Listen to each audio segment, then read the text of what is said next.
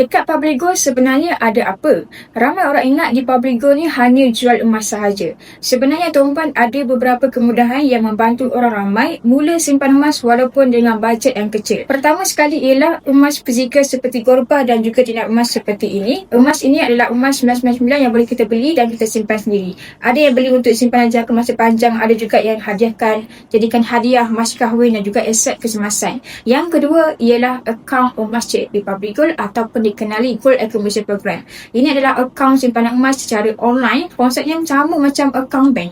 Tetapi simpanan kita bukan dalam bentuk duit. Sebaliknya dalam bentuk gram emas. Kita boleh mula serendah sekitar 100 dan kumpul emas sedikit demi sedikit. Menariknya tuan-puan, emas yang kita beli dalam akaun ini disimpan dengan selamat oleh Public Gold tanpa cas simpanan. Kita juga boleh beli dan kita jual emas secara online pada bila-bila masa. Bila gram emas sudah cukup, kita boleh keluarkan dalam bentuk emas fizikal seperti Golba dan juga dinar emas seperti ini. Selain itu, akaun ini juga patuh syariah. Boleh diwariskan kepada keluarga dan emas tersebut boleh dijual semula kepada Public Gold jika kita perlukan duit. Sebab tu tuan-puan, ramai yang orang gunakan platform ini bukan sekadar untuk beli emas, tetapi sebagai cara membina simpanan jangka masa panjang untuk diri sendiri dan juga anak-anak. Jadi pendek kata, di Public Gold bukan hanya tempat beli emas, tetapi tempat untuk kita belajar disiplin menyimpan emas sedikit demi sedikit sehingga menjadi aset yang bernilai.